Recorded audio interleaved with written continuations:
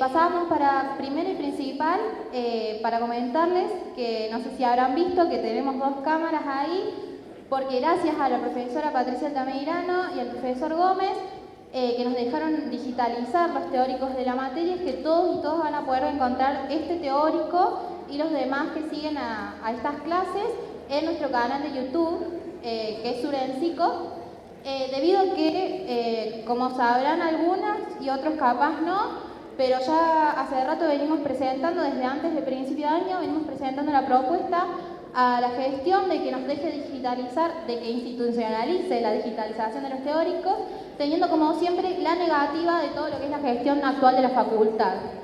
Así que nada, comentarles que bueno, que algunos profesores nos dejarán grabar los teóricos, otros profesores y profesoras, como sabrán, no están de acuerdo, no están dispuestos tampoco a dejarnos grabar, pero desde Surencico no nos vamos a quedar con los brazos cruzados. Hemos estado hablando con profesores que sí nos han permitido y hemos estado grabando algunos teóricos.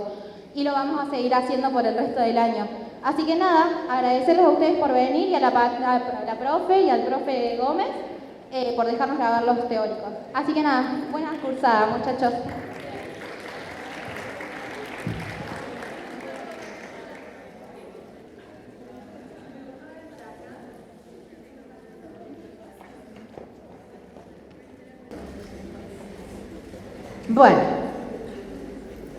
Bueno, hoy vamos a entrar a la unidad número 2.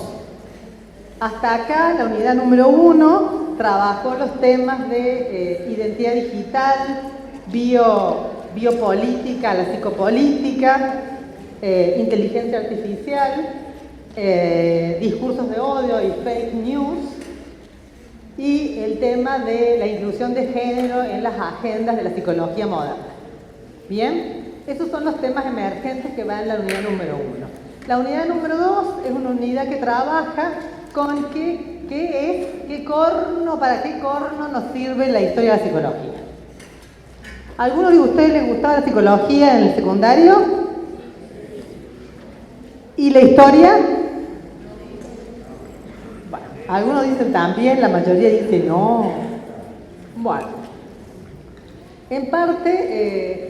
el que no nos guste la historia está vinculado a la forma de enseñar una poderosísima arma al respecto de la reflexión sobre los conceptos y sobre las prácticas. En eso nos vamos a centrar en esta unidad número 2. De ninguna manera vamos a trabajar en esa idea absurda de la cronología de las cosas. Ya vamos a decir por qué la idea es absurda. Y por qué vamos a trabajar en otra cuestión, pero digamos, vamos a sostenernos en 2 o 3 o 4 pivotes y nada más, empezando por uno, el primero de todo, que es la idea del acontecimiento. ¿Alguien sabe de qué se trata este concepto? Y yo ya sé, para los camarógrafos, que me muevo, pero no hay otra solución. Si estoy parada, todo el mundo se aburre. Y yo también. ¿Alguien sabe algo sobre el concepto de acontecimiento? Bueno, no importa.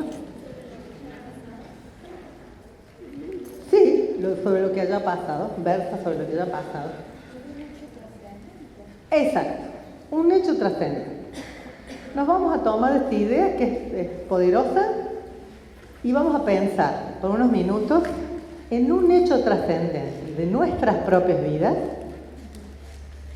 que de alguna forma o de otra cambiaron el futuro y tuvieron un impacto muy fuerte.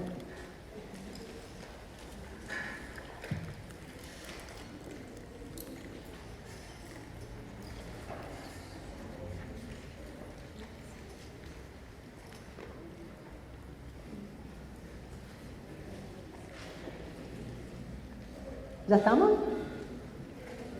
Se viene rápido, ¿no? Algo se viene rápido. Ahora les pido que a la medida que puedan y que quieran, lo comenten con el compañero del lado. Ya sé que no lo conocen, pero está bueno conocer a la gente. Y si lo conocen, mejor. Anímense. No se animen.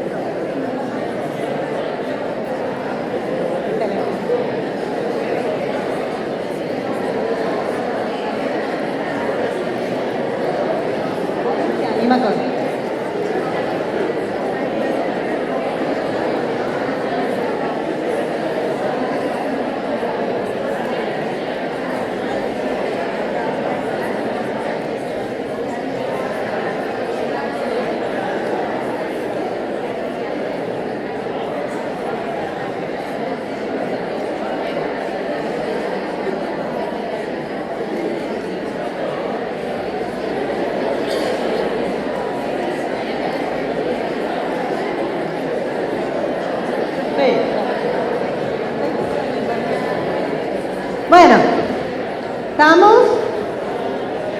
¿Ya está?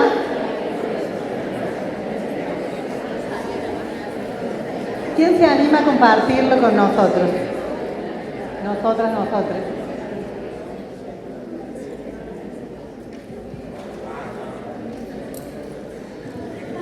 Yo voy a contar el mío.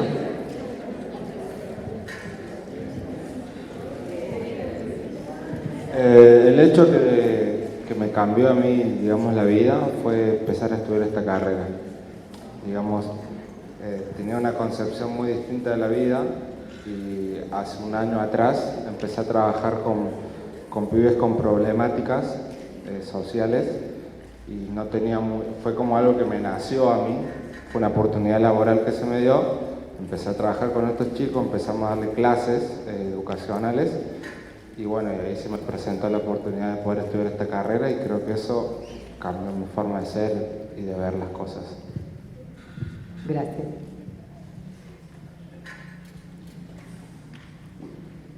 ¿Otro más?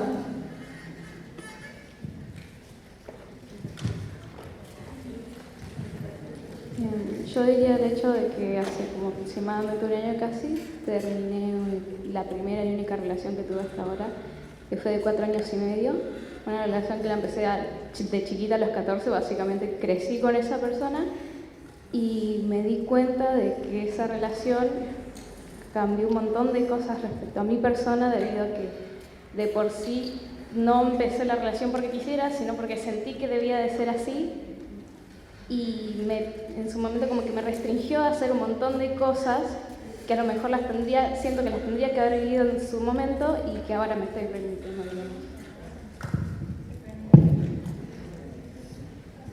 Hermoso, muchas gracias.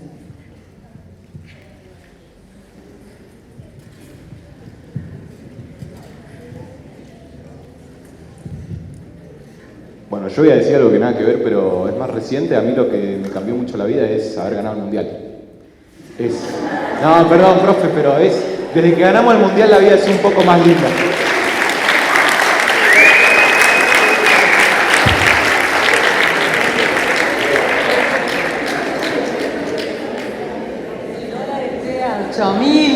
¿Qué nos importa? ¿Qué nos importa? Pero que se vayan todos los helados, se agüen, no importa nada.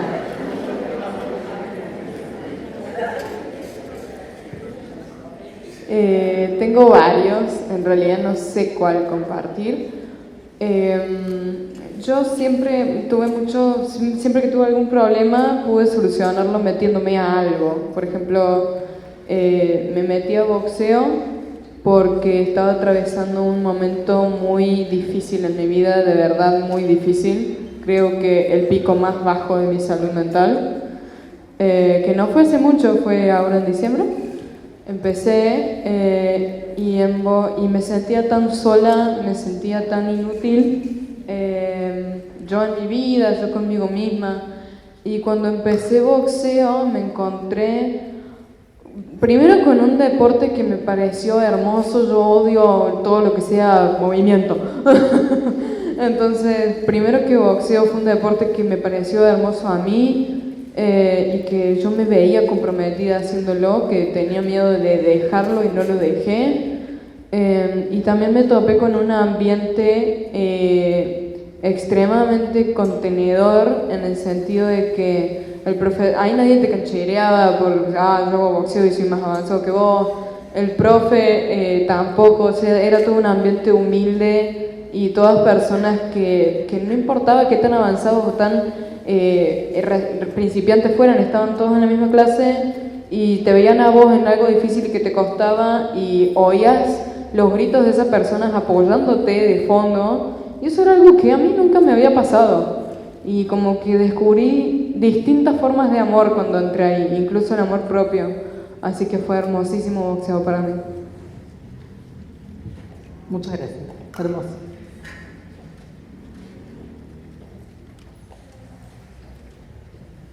Bueno, para mí un hecho trascendente en la vida fue haber quedado embarazada. Decidí tener un hijo. Eso para mí fue un hecho trascendente que me cambió la vida de así a así.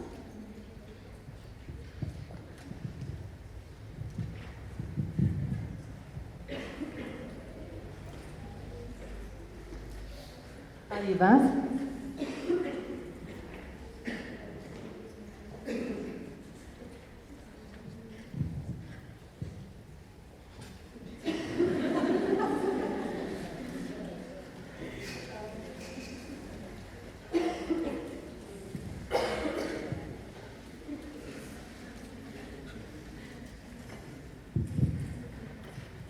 Bueno, lo mío capaz suena medio boludo, pero no sé. Creo que lo que me cambió, y siempre lo pienso, es haber conocido a mi novio. No conocerlo, pues ya lo conocí hace muchos años, pero haber empezado a salir con él porque yo terminé el secundario y trabajaba en una oficina que era ir todos los días a la oficina, volver a mi casa. Estuve así como 3 años. En 2022 había empezado a estudiar una carrera que no me gustaba nada y iba y no me gustaba. O sea, era horrible para mí tener que ir a cursar.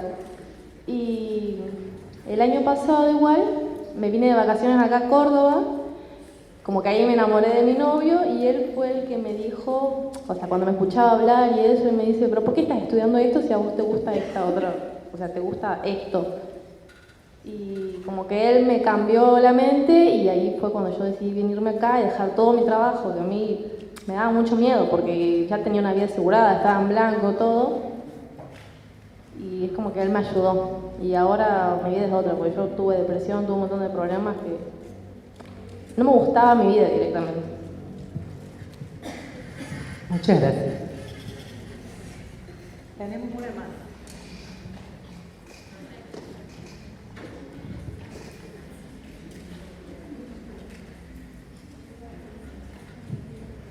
Bueno, yo a mis compañeras le compartí una, pero ahora la voy a cambiar. Porque me acuerdo de una. Algo importante que marcó un antes y un después en mi vida fue, y acá muchos se van a reír, que es haber conocido a Cristo, porque fue un colador en mi vida y ahí se dividieron las aguas en el sentido de las personas que aceptan que yo puedo creer en algo, en alguien, y personas que me llaman religiosa, que se burlan, que intentaron lavarme la cabeza. Entonces son situaciones que te marcan y te sirven. Si le ves el lado positivo, te debe decir, bueno, me quedo con estas cosas buenas, con estas personas y voy para adelante. Muchísimas gracias. Bueno, prometido es deuda, así que yo también voy a contar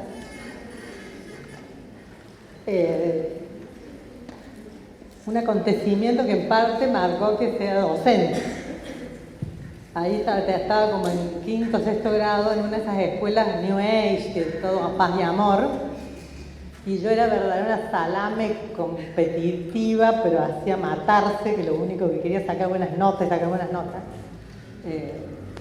efectivamente presionaba a mi maestra para que me diera más tareas para poder sacar mejores notas que todos los demás. Y bueno, efectivamente,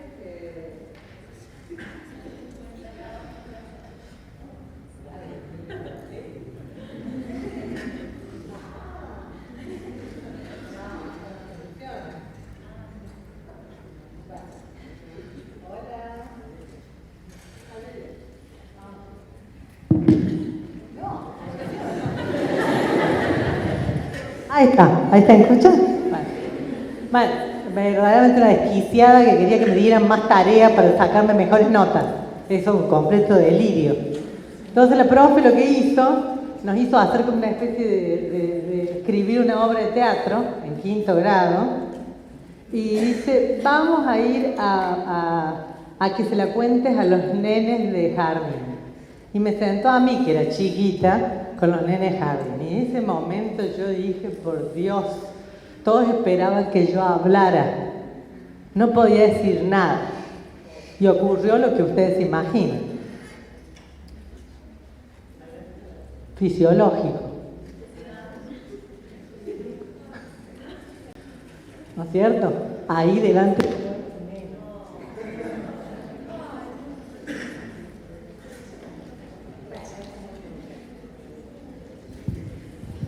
Ahí está nada. Así que nada. Ocurrió el evento fisiológico delante de todos los nenes, yo me agarré una una angustia que no me lo olvidé en mi vida, y dije esto, lo que fracaso debe ser lo que me motiva. Debe ser lo que me motiva. Y es la misma angustia que uno viene a dar clase todas veces sin saber qué va a pasar. Porque, digamos, es muy fácil dar siempre la misma clase, es muy difícil.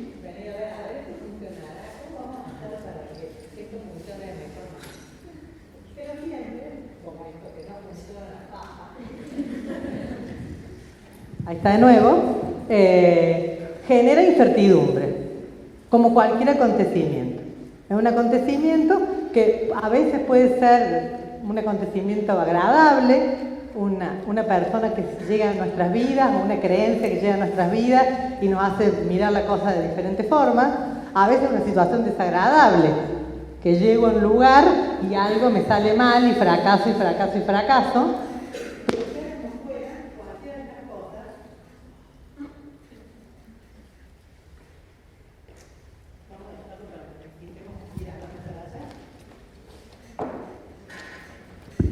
Sea como fuera, cualquiera de estas cosas se corresponden en la vida de cualquiera de nosotros o de nosotras en un evento que cambia de alguna manera las maneras que tenemos de vernos y de contarnos y de decir algo al respecto de nosotros. La psicología clínica efectivamente lo que hace es tomar a alguien que está en ese acontecimiento y en alguna forma moverlo, movilizarlo, hacerle interpelar porque ese acontecimiento tiene ese valor que uno le da. Y en algún sentido abrir las puertas de la interpretación de ese mismo acontecimiento. Es decir, esto que parecía tan malo o tan bueno, algo al respecto de eso se puede decir más. Porque este ha sido tan importante, tan significativo, es que marca en algún sentido lo que nosotros contamos de nosotros mismos.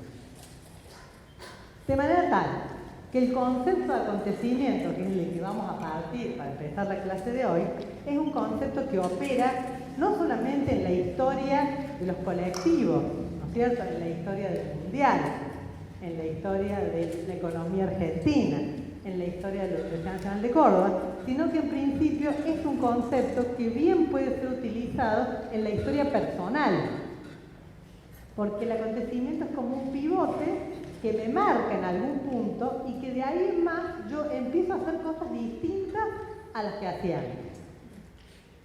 Y por qué no, empiezo a pensar sobre mi persona de manera distinta. Empiezo a hacer cosas que no creía que era capaz, etcétera, etcétera. El concepto de acontecimiento, entonces, tiene un valor central en cualquier dispositivo clínico, porque nos remite a veces a un trauma, pero no necesariamente, a veces a algo que lo ponemos en un valor tan sustancial que advertimos tiene una importancia significativa para nosotros. El concepto parecido se genera o se traslada a la historia de las profesiones, a cualquier tipo de intento de historificación. Y en este punto, todos los colectivos hacen historia de un acontecimiento, que ponen en el centro de la escena. Pensemos en la historia de la universidad. ¿Cuál es el acontecimiento más importante que usted reconoce?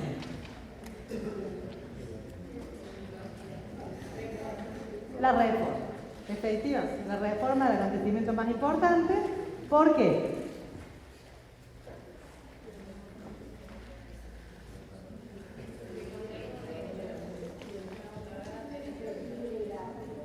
Porque conseguimos derechos. ¿Qué derechos? Lo que se recuerda, no mismo, esto no es, ya les dije. La libertad de cátedra. Bien. La gratuidad se consiguió después. Autonomía. La autonomía.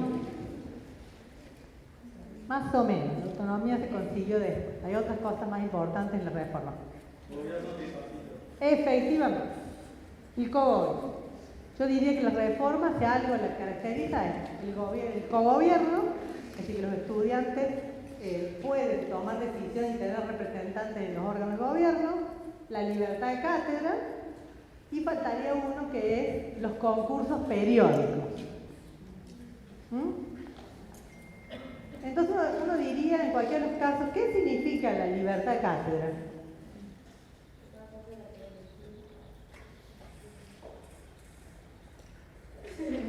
Que cada cátedra puede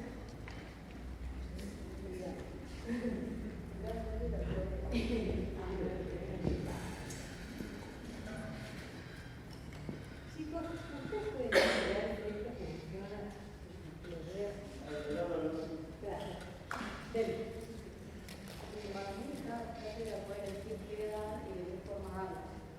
Que cada cátedra puede elegir qué dar y de qué forma dar. No, pero está cerca. ¿Qué va? Que puede tomar las cosas después, poner los parciales que quiera. No, eso no, es régimen de alumno, no puedo hablar de qué querrá.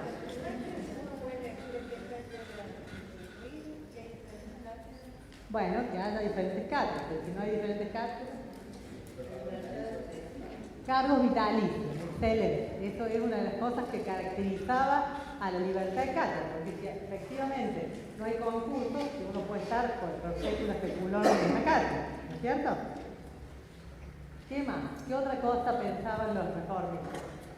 El movimiento estudiantil sobre todo. Que fuera laica, la disputa laica de la escuela. Y los reformistas no dicen eso, no tienen ningún problema con la religión, aunque no se diga. No había cupo. Llegar a la universidad era muy difícil. Había que tener mucha plata, había que traer una persona de Córdoba. Había que ser argentino. Había que ser argentino, había que ser varón. Bueno, posiblemente todo en conjunto genere el contexto que generó la consigna de educación, libertad de cátedra. ¿Qué significaba eso? Que en todas las cátedras había personas que habían empezado a los 20 años y tenían 80 y seguían diciendo exactamente lo mismo, ¿cierto? Que no había ningún tipo de cambio bibliográfico, que las cosas que se enseñaban eran trogloditas, y que efectivamente había fuera de la universidad un movimiento muy fuerte, sobre todo sostenido por el movimiento positivista, que decía se aprende mejor fuera de la universidad que adentro de los claustros. Entonces el movimiento estudiantil dice, acá perdemos el tiempo, no aprendemos nada, queremos que el que está acá afuera nos dé clases. Entonces el estatuto de la universidad generó lo que todavía está en el estatuto, que es la enseñanza libre, que es una enseñanza de honorem. Es decir, que si alguien de afuera quería en ese momento venir a dar cátedra, lo hacía. Y ponía una cátedra, qué sé yo, de derecho privado, de psicología de la infancia, de lo que fuera. Y sin cobrar un solo peso, daba esas clases. Desde luego que después, por reforma, la casta docente de esa época se quedó sin estudiantes y toda la educación libre llevó a casi todos los estudiantes porque efectivamente percibían que aprendían en un lado y no aprendían en el otro. Ahora, si nosotros traemos esa consigna a la actualidad, lo que ya acordamos que es un acontecimiento para la historia de la universidad, estas tres cosas, esta que estamos mirando en particular, a vista desde el presente, tiene otra mirada. Por lo pronto, nadie podría trabajar gratis en la universidad. Eso es explotación humana. Va en contra de todos los derechos gremiales de los docentes. No podría estar en el estatuto de ninguna universidad, y menos aún ser pedida por los estudiantes, porque se entiende que ustedes quieren docentes que tengan sus derechos sostenidos, ¿no es cierto? También se podría decir que cualquier docente que tenga algún problema al dar clases, ustedes tienen las vías del cogobierno para poder quejarse.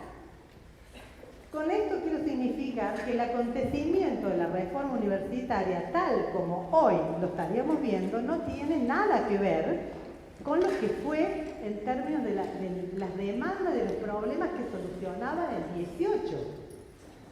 Entonces ahora decimos libertad de cátedra y lo que inmediatamente pensamos razonablemente es que los docentes puedan decir lo que quieran, no tengan márgenes de que no puedan ideologizar una clase o tener una perspectiva y no otra, o que haya una autoridad que nos ordene qué hacer. Esto efectivamente no pasaba antes ni pasaba.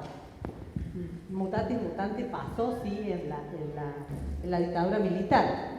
Pero después de eso creo que no ha habido situación como esta. Pero no se refiere a ese tipo de libertad, sino a la libertad que viniera otro de afuera y rompiera con la casta de gobierno que existía sobre todo en filosofía y en derecho.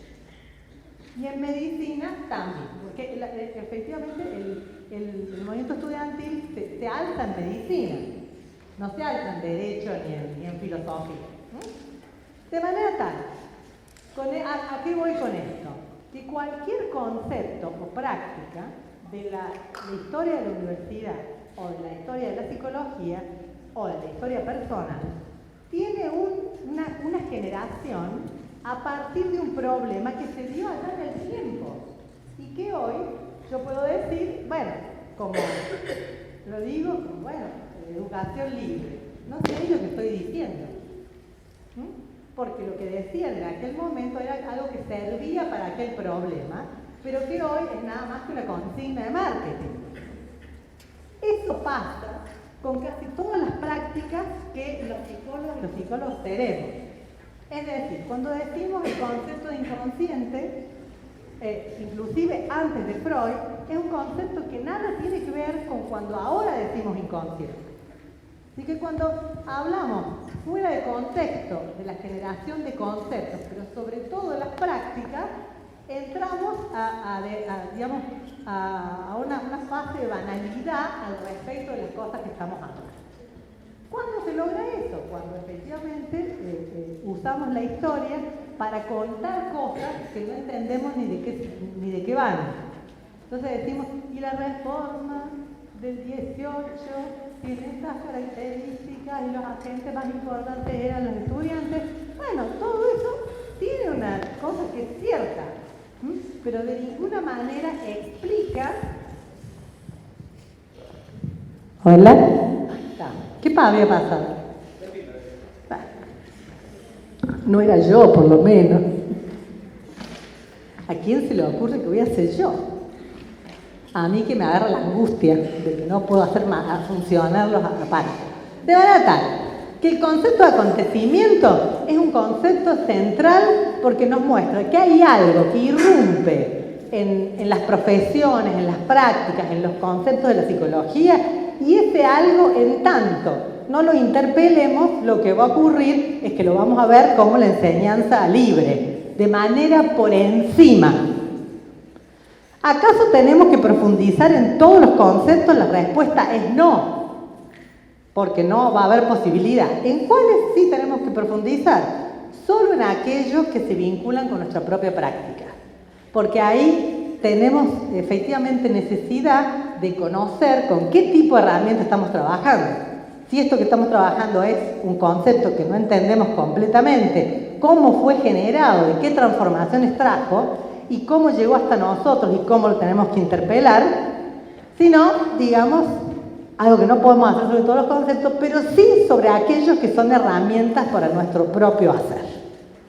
Esta es la razón por la cual tenemos la unidad número 2 de Historia de la Psicología, para que veamos la importancia que eso tiene y de ninguna forma para que repitamos como loros una línea del tiempo de cuáles son los autores más importantes en psicología. ¿Bien?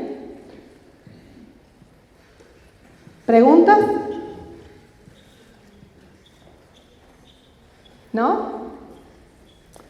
Bueno, vamos a ver ahora un video que va a mostrar toda la clase junta. Se están durmiendo. Ay, si yo estuviera sentada también estaría dormida, me parece. vamos a ver este video que va a mostrar toda la clase junta. Y después vamos a ir hacia atrás en los puntos más importantes. ¿Bien?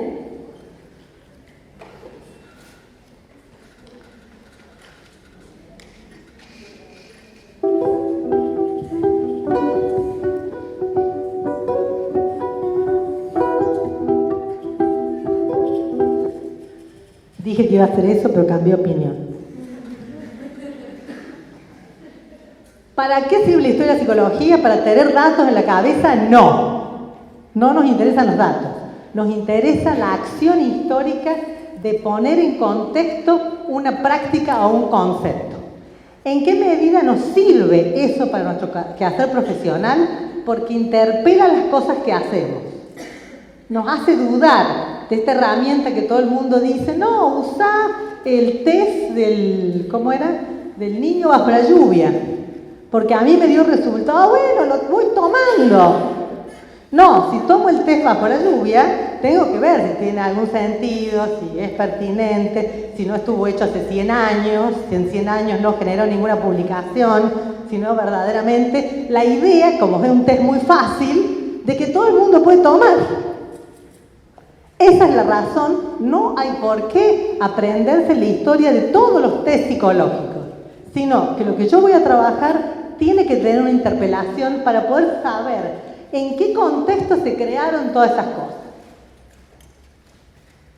Bien, y tercera cuestión, ¿qué problemas se enfrentaban las personas que lo crearon? 6.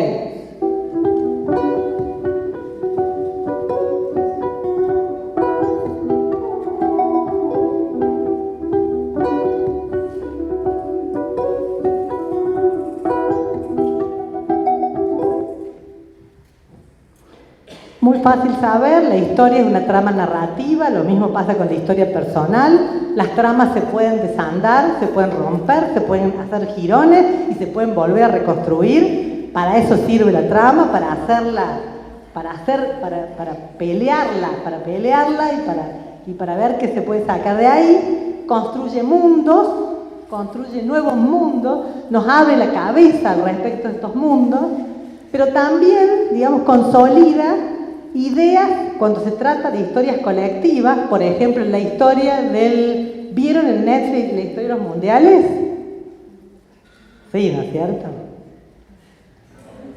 Vio todo, él vio todo. La historia de Messi, la historia del Dibu, la historia del Fideo, de Di María Fideo. Bueno, la historia de Paul con Tini. No, dice que no. Bueno, la historia de los mundiales es una historia que está construida, si la vemos desde acá, para los argentinos. 3 mundiales, la saga, Terry, todo lo que tuvimos que hacer. Y efectivamente así nos sentimos. Que alguien no venga a decir que no, ¿eh? Bueno, cohesión social. El dólar a 8.000.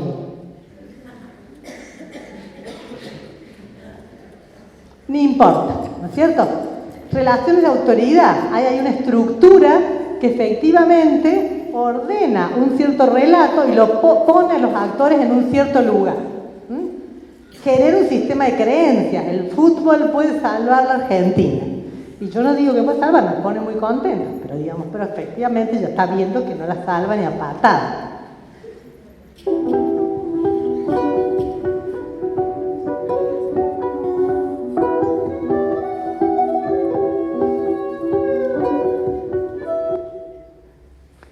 Las primeras historias, las que vamos a decirle que no, y acá tanto Nicholas Rose como Dan Singer van a decir, las historias recurrentes son las historias de manual, que nos enseñan un dato atrás del otro sin explicarnos por qué eso está ahí y qué fue lo que ocurrió. Esas historias obviamente consolidan una intencionalidad. Ponen los historiadores, las historiadoras, el punto en el lugar que lo quieren ver. Es decir, que si nosotros pusiéramos la historia de los mundiales, el mundial del 78, ya va mal. El mundial del 78 fue una verdadera verga. Terrible. para ganar, para hacer los 6 goles que le hicimos al Perú, no esta historia, es decir, la dictadura militar necesitaba ganar ese mundial. Hay atrás de eso una razonabilidad histórica, obviamente que yo sigo estando muy contenta de haberlo ganado, aunque en ese momento, por razones que no importan cuáles fueran, prefería que lo ganara Holanda.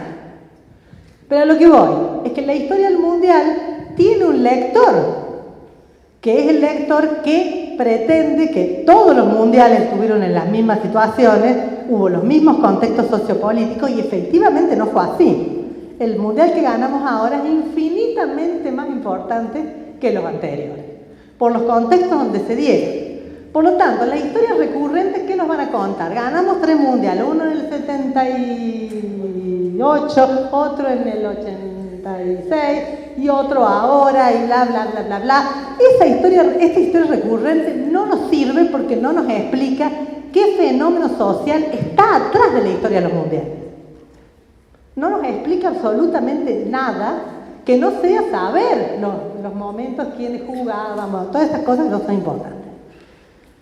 Bien.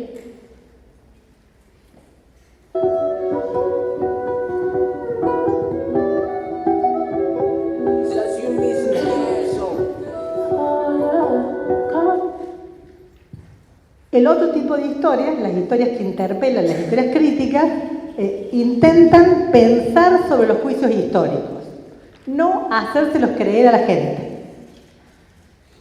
En este sentido, casi toda la historia que aprendimos en la escuela secundaria es la historia de hacerle creer a alguien que el 25 de mayo fue, por ejemplo, la gesta del gobierno patrio, cuando en realidad el 25 de mayo es la defensa de la Junta al respecto de la invasión de Napoleón a España y la defensa del rey español. ¿Qué primera Junta patria de ninguna pelota? Sin embargo, es decir, estas historias insisten en estos puntos. ¿Por qué? Porque necesitan cohesión social, porque necesitan que todos creamos la misma cuestión y aparte tengamos una sensación positiva al respecto de esto.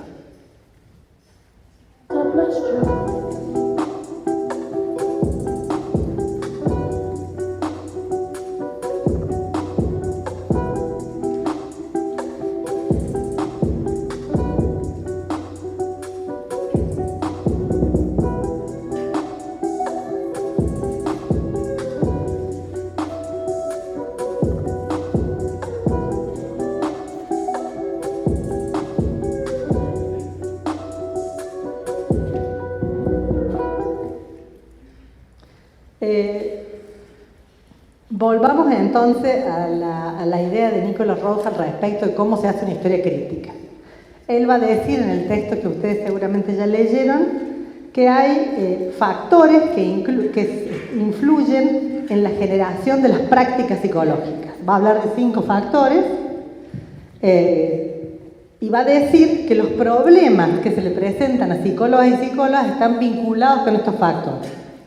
Y los psicólogos respondemos con algunos conceptos y con algunas prácticas que intentan solucionar ese problema, pero que están fuertemente, digamos, imbuidos, impulsados por estos factores que él va determinando. Miremos el que nos va a ser más fácil, que es el de género. Pensemos cómo impactó el patriarcado o la agenda de género al respecto de los conceptos y las prácticas psicológicas. Pensemos en un ejemplo.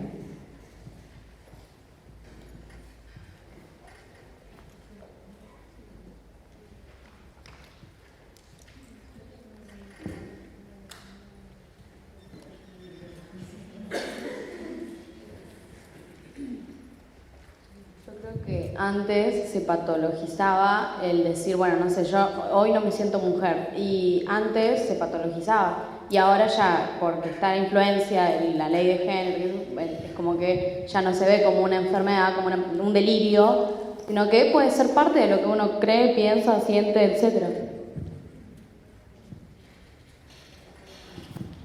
No se trata solamente de la agenda, sino que la psicología decía que había que patologizar eso. los psicólogos y las psicólogas. ¿Qué más? Otro ejemplo.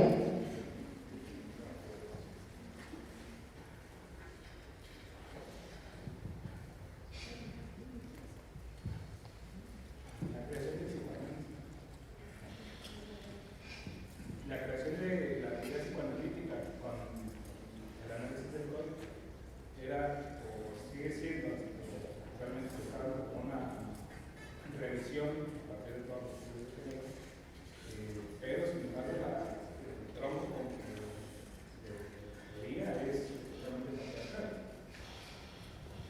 El compañero dice que el psicoanálisis en su escritura tiene un tronco patriarcal.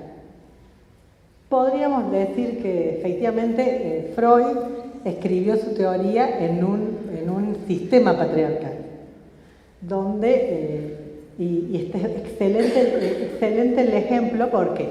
Porque uno diría, si hoy leo a Freud y digo, cuando dijo, por ejemplo, algo sobre el caso Juanito,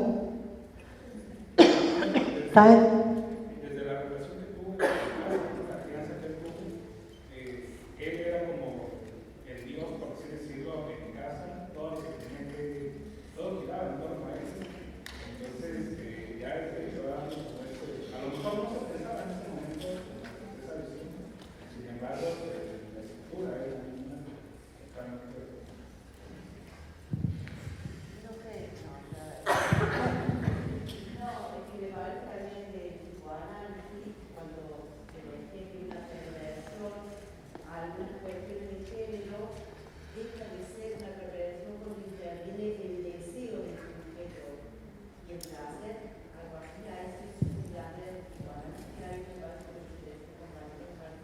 A ver, son cosas diferentes pero que vienen bien para estos ejemplos. Por lo pronto el compañero dice, bueno, Freud vivía en un espacio donde su familia, su madre en particular, lo ponía en valor en relación con el resto. Cuando uno dice eso, esa explicación es una explicación por lo individual. ¿Se entiende? Se le ocurrió a Freud porque él tenía estas características, porque en la familia, bla, bla, bla, bla, bla. Lo que va a decir Nicholas Rose, que las lecturas que hacen a una psicología crítica están vinculadas con estos 5 factores, donde lo individual está dejado de lado. Sin embargo, el ejemplo que usted pone es muy bueno. ¿Por qué? Porque la sociedad victoriana, cuando Freud vivió, era una sociedad paternalista, machista, bla, bla, bla. Por lo tanto, hay ahí una mirada. Efectivamente, la mirada respecto a la perversión también está, digamos, totalmente traccionada por el tipo de prácticas que había en esa época, sobre todo en la psiquiatría. Entonces, si hoy traemos esos textos freudianos a la actualidad y los leemos, nos podemos comer de que efectivamente cuando él los escribió representaban la solución o la reflexión a un problema que hoy ya no existe. Ahora, en esos conceptos hay algo interesante de ser dicho, pero que hay que ponerlo en la actualidad. Si nos quedamos con, digamos, pero ¿qué nos funciona para no hacer de esto una lectura banal? El poder decir, bueno, cuando Freud hablaba de histeria de conversión y hablaba de mujeres y decía que las mujeres eran las que le hablaban, ya sabemos que no. Que la histeria efectivamente es un marco donde cualquier persona puede estar incluida, digamos, como marco psicopatológico, como modelo psicopatológico. Pero para Freud, en ese momento, las únicas que se histerizaban eran las mujeres. ¿Por qué? Porque para toda la psiquiatría de esa época era así. Y porque el problema de la histeria, de conversión, ¿no es cierto?, que estaba centrado en las mujeres. Que eran las que, aparte, las mujeres de clase alta, con capacidad económica, porque una señorita que tenía que lavar 12 horas al día para poder llevar la comida a su hijo, no le venía ninguna histeria de conversión. Entonces, en ese punto, el concepto de histeria de conversión de Freud es un concepto que si uno lo trae hacia acá, se da cuenta que no tiene nada que ver con los problemas que él quería solucionar allá atrás. Y si usamos el mismo concepto, no estamos usando la herramienta de manera correcta. Por lo tanto, la historia en realidad no nos sirve, insisto, para hacer un raconto de quién fue San Martín y cuándo cruzó los Andes, sino más bien cuáles fueron los contextos que hicieron posible el cruce de los Andes. ¿Por qué razón lo estaba cruzando? ¿Qué impacto latinoamericano tenía? Es decir, cuáles fueron las razones económicas, políticas y sociales y patriarcales también en ese cruce de los Andes. Vamos a hacer.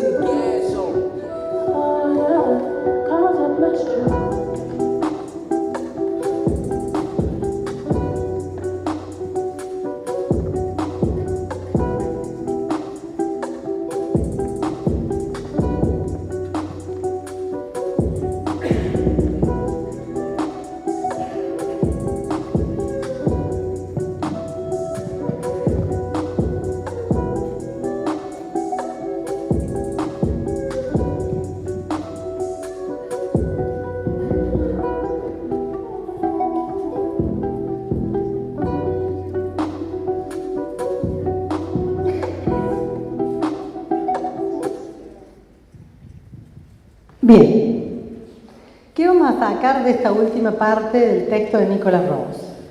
Primero, el concepto, los 3 momentos para hacer historia crítica lo van a leer y son posiblemente bastante difíciles de entender y no son centrales en el texto. Sí es central el concepto de régimen de verdad. La psicología en particular, pero el resto de las disciplinas también generan ideas, pensamientos, algún tipo de acciones que les hacen creer al resto a los estados y a los colectivos que efectivamente se corresponde con una serie de ideas que están correctas para su época y que resuelven problemas. A veces efectivamente hasta los resuelven.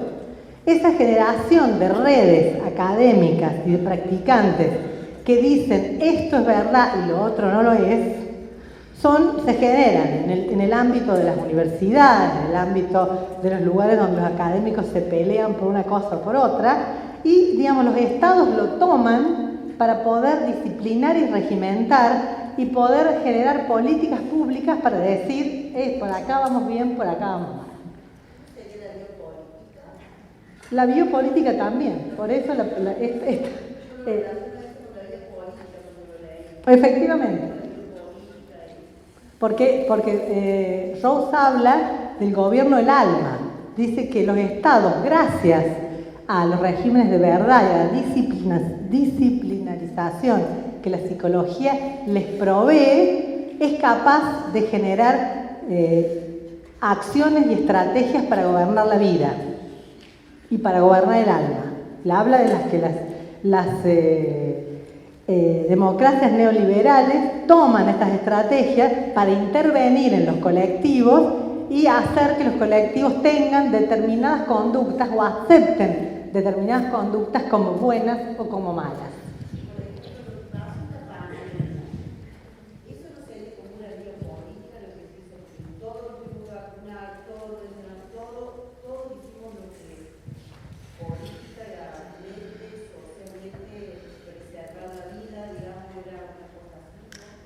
El ejemplo de la pandemia es muy bueno, pero sobre todo porque la pandemia fue tan rápido que deconstruyó esto que se hace a través de años. Es decir, a través de años nosotros creemos que, por ejemplo, para la psicología educacional, si alguien se porta mal en la clase, ¿qué hay que hacer? Retarlo. ¿Qué más? Llevarlo al psicopedagogo. ¿Qué más? Sacarlo del aula. Decirle que diagnosticarlo. Llamar a la madre. Que la madre llega a la casa y lo mira al niño y dice, pero ¿qué me has hecho? Todo eso hacemos pensando que si un chico se mueve o está aburrido o quién está donde está, o la escuela no le gusta porque no se le canta, todo eso, como no entra dentro de la regla, está mal. Esta idea se generó no en 1 o 2 años, se generó a través del tiempo. Y las psicólogas y los psicólogos insistimos en dar herramientas para explicar que eso está bien. El TDAH es una de las nuevas herramientas que tenemos. Antes era distinto, ahora las mismas maestras te diagnostican. En la pandemia ocurrió una cosa que deconstruyó ese sistema. Por lo pronto la OPS no sabía ni qué decir. Había que usar barbijo, dependía si había barbijo o no. No había barbijo, no se preocupen, anden ahí nomás como quieran. Cuando hubo barbijos, ¿qué nos decían? El que no sale de barbijo es un verdadero irresponsable, quiere matar a toda su familia y a todo su barrio. ¿Qué pasaba cuando no había test de detección? No te testeaba. Que ibas al lugar y te decía, tengo un poquito de dolor, coronavirus, 15 días en la casa. No salga, no esto, lave todo, lávese usted, lave el perro. Bueno, después uno hoy le duele acá, ni lo testean. Ya dice, no importa si es coronavirus, si es gripe, todo va a ir pasando, todo está en la misma historia. ¿No es cierto? ¿Qué pasó con las vacunas? Algo que siempre llevó en el sistema de generación de vacunas, más o menos, para testear una vacuna entre 5 y 8 años, se resolvió en meses. Sabíamos que los estados firmaron frente a las empresas farmacológicas que no tenían ningún problema, que si moría toda la población, ellos no eran responsables. Nadie podía, si aceptaba vacunarse, decirle al Estado que iba a tener responsabilidad sobre cualquier impacto. Tampoco hay ningún estudio serio sobre el impacto que han traído las vacunas. Más allá que yo quiero decir, las vacunas fueron muy buenas. En cualquiera de los casos, todos juntos vimos como todos los aparatos del Estado no dieron ninguna respuesta coherente que no tuviera que ver para resolver un problema político que tenían en relación con la población. Eso no pasa cuando hacemos una política de Estado sostenida sobre la psicología, porque tenemos años de psicología hacia atrás. Pero cuando eso ocurre en un corto tiempo, obviamente que todo el mundo entra a decir verduras. Y se nota. Razón por demás que estos regímenes de verdad se instalaron en la pandemia. Es bueno esto, es malo lo otro, hay que hacer esto, hay que hacer lo otro, hay que lavar las patas del perro, todas esas cosas que empezamos a pensar y que se consolidaron como regímenes de verdad. Algunas las seguimos repitiendo sin que tengan necesariamente ninguna evidencia empírica. Rawls va a decir que entonces son las comunidades las que generan estos sistemas de verdad, son los estados los que toman estas herramientas y de alguna forma convencen a la población que hay que comportarse de esa forma y no de la otra. A eso Nicholas Rawls le va a llamar el proceso de fenomenotecnia y de ensamblamiento. ¿Qué corno significa el concepto de ensamblamiento? Es cuando yo puedo articular una idea con una práctica. Es mucho más sencillo de lo que lo dice Rawls, pero cualquier actividad que psicólogos y psicólogas tengamos interviniendo significa que tenemos un concepto y que lo ponemos a hacer funcionar en una práctica. Eso se da en distintos ámbitos, en la escuela, en la familia, en las parejas, en los lugares de trabajo, en cualquier estructura que tenga vinculándose a personas. Ahí hay procesos de ensamblamiento que permiten explicar fenómenos conductuales donde muchos de nosotros nos comportamos iguales porque hemos naturalizado esos formatos de lo que debemos de hacer, de lo que no debemos de hacer. El tercer elemento que van a ver del video, que es importante tener en cuenta, regímenes de verdad, procesos de ensamblamiento, es la idea de que la psicología, en estos procesos de ensamblamiento entre el Estado y el gobierno de las personas, de las subjetividades, tiene un papel, la psicología, disciplinador. Y somos capaces de decir qué está bien y qué está mal en las conductas de las personas. A tal punto tenemos ese poder y nos creen que en general todas las políticas de Estado están sostenidas sobre acciones, expectativas comportamentales de los sujetos. Entonces él va a decir, esto es muy peligroso porque nadie se pregunta cómo nacieron esos conceptos y se están aplicando de manera directa. Y por otro lado, esto no solamente ocurre a nivel de los estados, sino que también ocurre a nivel de las terapias. Las terapias también pueden ser, digamos, entes, espacios disciplinadores. Por ejemplo, cuando en la época de Freud alguien iba a terapia y decía que estaba atraído por una persona del mismo sexo. Entonces inmediatamente había algo en curso del orden de la homosexualidad, y para Freud eso tenía una mirada que eso era un cuadro de perversión. No solamente Freud, toda la psiquiatría de ese momento. Entonces, digamos, esa acción irresuelta, en el sentido que otorga y diagnostica a las personas en un lugar, Nicholas Rouse le va a llamar la capacidad que la psicología y los psicólogos tenemos de disciplinar a la población. ¿Lo hacemos nosotros uno a uno? Sí, si hacemos clínica, sí, si estamos en una escuela, sí, si damos clases. Pero no lo hacemos en la globalidad porque eso lo toma el Estado. El Estado dice, los psicólogos dicen que hay que hacerlo así. Y allá van todos así. Entonces el ensamblaje sería la capacidad del psicólogo de imponer el pensamiento de ese. El ensamblaje es entre el concepto que tenemos los psicólogos y la capacidad que tenemos de intervenir sobre la realidad.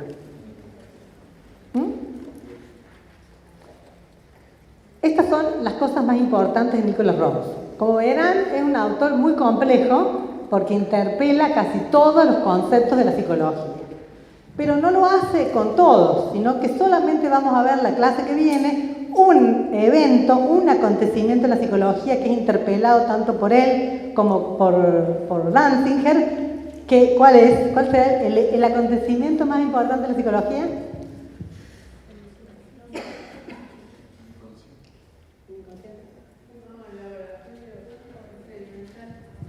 El laboratorio de psicología experimental. Es decir, el nacimiento de la psicología moderna en Leipzig, Alemania, con la creación del primer laboratorio de psicología experimental con la figura de...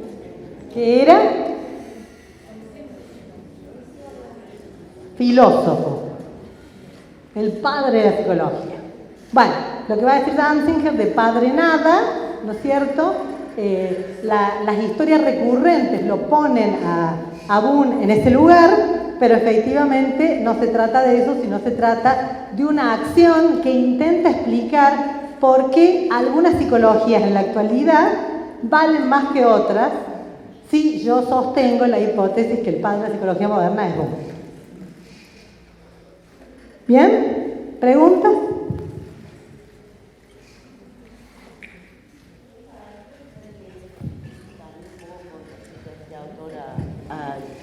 Jung, que él no lo considera el padre de la psicología propiamente dicho, pero sí que lo que él hizo estuvo bueno porque se puede, pudo desmarañar, de ahí poder sacar, desconstruir una idea para volver a generar otra. porque de ahí como que él es filósofo, pero de ahí, antes eran todos los psicólogos eran filósofos y después de ahí es como que se pudo volver a chocar los pensamientos de filosofía y psicología, no sé cómo. Me parece que lo dejamos ahí al respecto de Boone, lo vamos a retomar la clase que viene. Efectivamente no había psicólogo en ese momento, ni él quería ser psicólogo, ni quería generar ninguna psicología. Sí es cierto que quería llevar a la filosofía a algún mecanismo de construcción positivista que sacaba de las máquinas de la fisiología. Pero bueno, lo vamos a ver la próxima.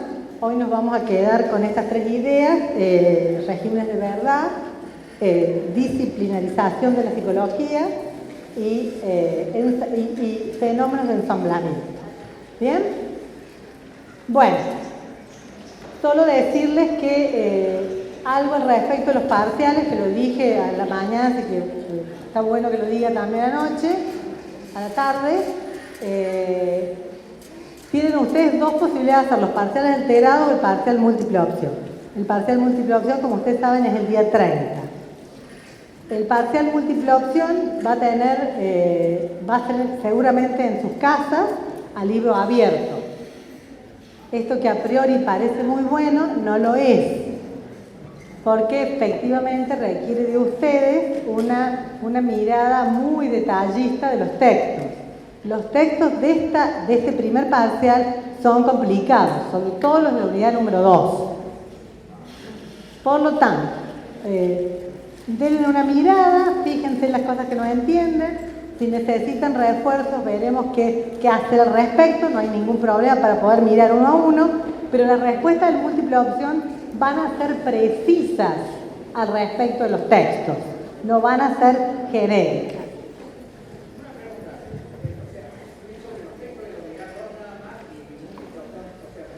No. Son las tres: unidad número 1, unidad número 2, unidad número 3. No, me parece que no. Me parece que por ahora lo que estamos pensando es que va a ser virtual.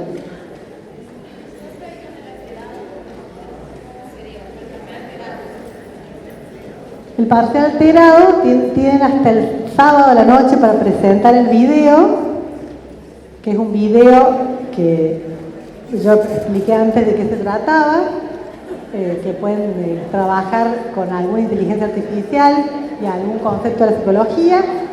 Lo muestran, nos lo mandan en un equipo de 3 a 4 personas y nosotros en 2 o 3 días lo corregimos y le decimos si están adentro o no. Y ahí les damos la consigna de cómo hacer.